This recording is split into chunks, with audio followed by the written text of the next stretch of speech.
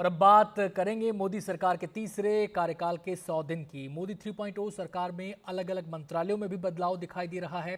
हमारे सहयोगी हिमांशु शेखर ने केंद्रीय मंत्री एसपी सिंह बघेल से उनके मंत्रालय के बारे में बात की है।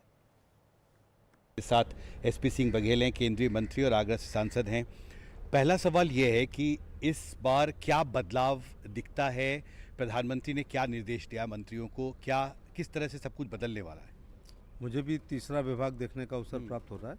इस दौरान मैं ये अंतर महसूस कर रहा हूँ प्रधानमंत्री जी के इस तीसरे कार्यकाल में कि सत्ता परिवर्तन के साथ साथ कार्यालयों में व्यवस्था परिवर्तन भी दिखाई पड़ रही है।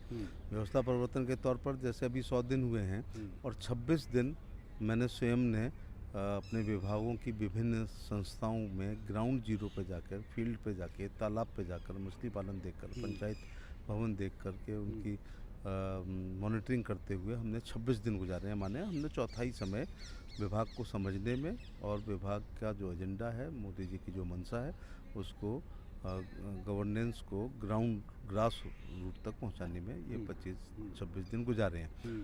तो इस बार शास्त्री भवन और निर्माण भवन और कृषि भवन के साथ साथ हम लोग ग्राउंड जीरो पर जा रहे हैं, जनता से बात कर रहे हैं। गवर्नेंस का डिजिटलाइजेशन आपने देखा होगा, बहुत सारी सेवाएं हैं जिसको डिजिटलाइज करने की कोशिश की है प्रधानमंत्री ने, चाहे वो लैंड रिकॉर्ड्स का डिजिटलाइजेशन हो या फिर जो गवर्नेंस में डिजिटलाइजेशन और आईटी का जो इस्तेमाल है उसको भी काफ़ी बढ़ाया है। और नए सेक्टर जैसे सेमीकंडक्टर्स हैं उसको बढ़ावा देने के लिए उन्होंने जिस तरह से पीएलआई स्कीम और दूसरी योजनाएं लाई, एक ग्लोबल मैन्युफैक्चरिंग हब बनाने के लिए, इसको लेके क्या परिवर्तन दिखता है ज़मीन पर? देखिए, श्री नरेंद्र मोदी जी जब संगठन का काम देखते थे तब भी उनके पास वो हाईटेक थे, और जब वो गुजरात के पहली बार मुख्यमंत्री बने तो भी जो उनके मित्र अमेरिका या कहीं रहते थे तो वहाँ से आईटी की कोई भी चीज़, जैसे उनके पास उस ज़माने में अच्छा कंप्यूटर था जब लोगों के पास नहीं था, तो वो हाईटेक सीएम रहे हैं और उनका टेक्नोलॉजी में बहुत विश्वास है।